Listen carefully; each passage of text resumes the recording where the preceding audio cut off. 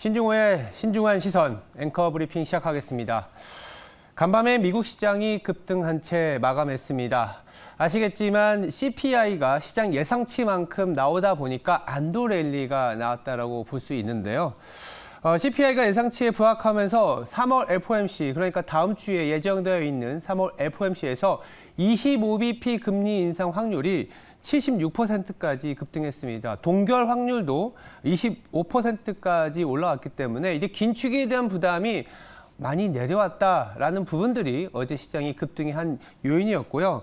더불어서 이제 퍼스트 리퍼블릭 뱅크라는 은행이 있는데 무려 27% 장중에 급등을 했습니다. 이 종목을 얘기 드리는 부분은 실리콘밸리 뱅크의 전염이 다른 은행까지 확산되느냐라는 기로에 있었던 은행이었는데 어제 급등이 나타났습니다. 이 부분이 또 시장 상승의 하나의 재료가 되었었는데 퍼스트 리퍼블릭 뱅크에 대해서 연준과 JP모건에서 유동성을 주입할 수 있다는 내용이 나오면서 시장을 강하게 끌어올렸고, 그리고 실리콘밸리 뱅크에 대해서도 이 매수자들이 많아질 수 있다. 블랙스톤이라든지 아폴로 같은 사모펀드들이 소위 말해서 눈독을 들이고 있다라고 하면서 이 은행의 크레딧 리스크가 수면 아래로 내려가는 모습이 나타나고 있습니다.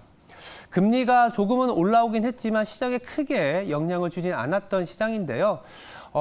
간밤에 나타났었던 흐름, 더불어서 중요한 지표 얘기 드리면서 더 자세히 말씀드려 보도록 하겠습니다. 보시는 데이터는 어제 발표됐던 물가 지표, 가장 오른쪽에 보시면 6%가 찍혔습니다. 무려 지난 6월에 보시면 아시겠지만 9%까지 올랐었던 CPI가 그래도 8개월, 9개월째 내려오고 있다는 거에 안도감을 갖고 있는 상황인데, 조금 세부 항목을 뜯어볼 필요가 있을 텐데요. 세부 항목을 보시면 이 물가가 그래도 6% 그리고 전월 대비로는 0.4% 상승한 그 근원에는 주택 가격이 있었습니다.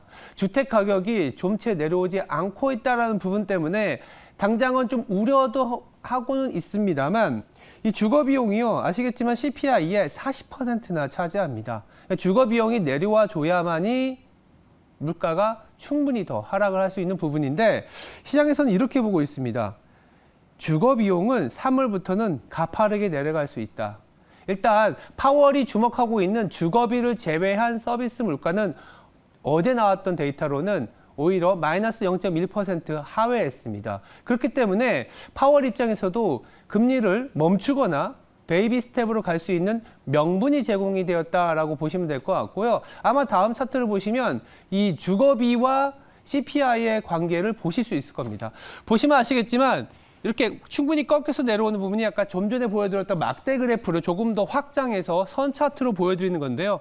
지난 6월에 2022년 6월에 9%였다가 지금 6%까지 내려오는 와중에도 여기 보시면 이 주거비용, 쉘터라고 하는데 주거비용은 전년 대비 8.1% 가까이 상승하면서 여전히 이 시장의 우려를 자아내고 있습니다.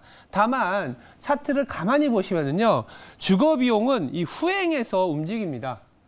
우리나라도 이렇게 집 계약을 하면 물가가 하락했다고 바로 전월에 계약했던 계약을 지금 다시 하진 않지 않습니까? 이런 일정 부분 주거의 기간이 있기 때문에 시차를 두고 반영을 하는 게 주거 비용인데요. 3월부터는 본격적으로 반영이 될 것이다라는 게 시장의 중론입니다.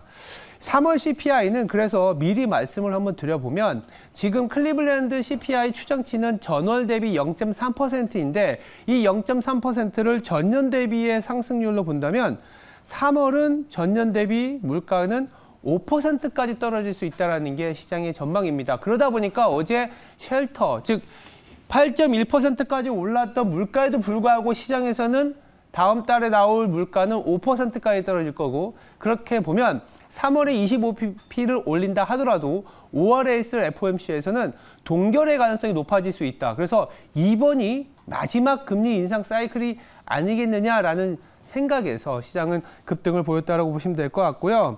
재밌는 거는 항목별로 제 말씀을 드려보면 CPI에서 가장 많은 상승의 요인이 주거비라고 했지 않습니까? 그 이외에 수요를 알아볼 수 있는 데이터 중에 하나가 항공이 좀 많이 올랐습니다. 리오프닝에 대한 리오프닝에 대한 기대치가 조금 유입이 되는 것 같고요. 그리고 차량 수리, 유제품 등이 올랐는데 또 하나 재밌는 데이터는 의류 쪽에 남성 의류는 전월 대비 마이너스 4.7%로 하락했지만 여성 의류가 올랐습니다. 6.5%. 그래서 의류에서도 좀 편차가 있었기 때문에 업종까지도 또 아이디어가 되지 않겠냐라는 생각에서 말씀을 드려봤고요. 두 번째는 자연스럽게 FOMC에 대한 눈이 쏠릴 수밖에 없는 시기로 넘어가는 것 같습니다. 당장 다음 주에 있기 때문에 지금 시장에서는 FOMC에 대해서 가파르게 눈 조정이 발표가 되고 있어요. 바로 다음 데이터 그림을 보시면 될 것 같은데요. 모건 스탠리에서는 그래도 50bp 올릴 수 있다라는 얘기는 여전히 주장하고 있지만 대부분의 글로벌 IB들은 동결 내지는 25bp지 않겠냐라고 보고 있습니다. 가장 위에 있는 이 파란 선은 뭐냐면 2월 말에 예상했었던 금리 경로였습니다. 5.4%까지 체중금리가 올라가지 않겠냐라는 건데 SVB 사태가 터지고 나서는 보시면 아시겠지만 이렇게 5% 아래로 터미널 레이트가 잡혀 있습니다. 경우에 따라서는 연말에 가면 금리를 내릴 수 있다라는 내용까지 나오던데요. 노무라에서는 이런 얘기를 하더라고요. 일본은행이 1980년대 후반에 경기가 하락함에도 불구하고 과도한 긴축을 했었던 그런 영향 때문에 잃어버린 30년이었는데 지금 연준이 만약 긴축을 더 하게 되면 일본처럼 잃어버린 30년이 올 수도 있다는 경고를 하면서 노무라는 25bp 금리 인하와 QT 축소까지 굉장히 강하게 비둘기적인 스탠스를 주문하고 있고요. 대부분 골드만이라든지 바클레이즈처럼 동결, 3월은 일단 동결로 갈 수 있다. 누적된 은행의 스트레스가 있기 때문에 3월은 동결로 가고 5월 가서 또 물가를 보지 않겠냐라는 건데요. 이 말은 아까 제가 CPI 말씀드렸지 않습니까? 4월에 나오는 3월 데이터는 5%대에 나오기 때문에 3월에 금리 인상이 만약에 단행이 되면 5월부터는 오히려 금리는 동결될 가능성이 높지 않겠냐라는 게 시장의 시선입니다.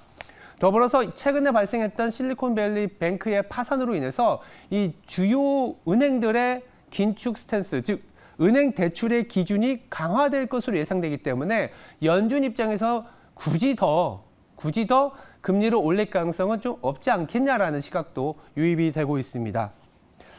그러다 보니까 골드만삭스와 도이치뱅크는 이런 주문을 하고 있습니다. 이제 금리 인상의 종착지가 다가오기 때문에 미국채 금리는 이제 2년물을 고점을 찍었다. 그 말은 뭐냐면 그동안 달러화 강세가 2년물의 국채의 상승에 동반해서 올라왔었는데 앞으로는 달러화가 약세를 보일 수 있다는 얘기죠. 이 얘기는 한국의 원화가 안정을 찾을 수 있고 이머징으로 자금이 들어올 수 있는 그런 상황입니다. 어제 한국에서 외국인들이 현물 그리고 선물 시장에서는 거의 22,000계약을 매도하면서 약간은 좀 불안한 심리를 가져갈 수 있겠지만요. 이런 내용들은 오히려 한국 시장이 기회이지 않겠냐는 생각에서 말씀드려봤습니다. 그러면 마지막 그래프 보면서 한국 시장에 대한 아이디어까지 얘기를 좀 드려볼게요. 어제 시장이 2,340까지 하락을 하고 2%의 급락을 보여주다 보니까 SVB 사태가 이제야 더 시작되는 거 아니냐라는 우려가 있었는데 간밤에 그래도 미국은 안정을 찾았습니다.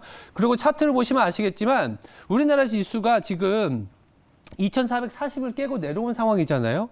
여기 2,300 라인을 보시면 지난 10월에 저점을 찍고 내지는 2019년에도 유의미한 지지선이었습니다. 2,300 라인이. 2,300을 깨고 내려가면 또 어떤 수준까지 도달하냐면 글로벌 금융위기 당시의 밸류에이션까지 하락을 하게 됩니다. 그렇기 때문에 우리 시장 지금 뭐 거의 50포인트만 하락을 하더라도 이제는 또 굉장히 강하게 사들여야 되는 그런 구간으로 접어들었는데 다행히 아마도 제 생각에는 이렇게 전체적인 이익이 턴어라운드하고 수출 증가율이 돌아서는 과정에서 오늘 또 중국의 데이터들이 나오는데요. 아마도 개선된 지표들이 우리 장중에 나올 수 있습니다. 그렇다면 미국에서 일주일 동안 혼란스럽게 굴었던 악재 요인들, 은행의 시스템 리스크라든지 긴축에 대한 부담이 현저히 낮아진 상황이기 때문에 연초에 보여줬었던 금리 동결에 대한 유동성 랠리 더하여서 중국의 리오프닝으로 인한 한국의 수출 증가율이 이제는 조금 돌아설 수 있다는 기대감이 다시 유입이 될 수 있는 그런 시장이지 않겠냐는 측면에서 말씀을 드렸습니다. 그리고 한 가지 더 데이터를 말씀드리면 어제 외국인 선물 매도가 지난 15년간으로 봤을 때 역대급이었어요. 굉장히 그러다 보니까 시장에서 우려가 있긴 하겠지만 이 역대급 22,000계약의 어떤 주가가 오히려 직후 월간으로 보시면요. 평균 2.2%의 시장의 상승이 있었습니다. 아이러니하죠.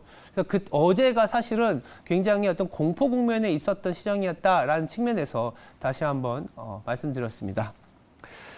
지금까지 신중호의 신중한 시선이었습니다. 오늘 한번 힘내서 시장을 올라가는 걸 누리시기 바라고요. 내일 다시 뵙겠습니다. 감사합니다.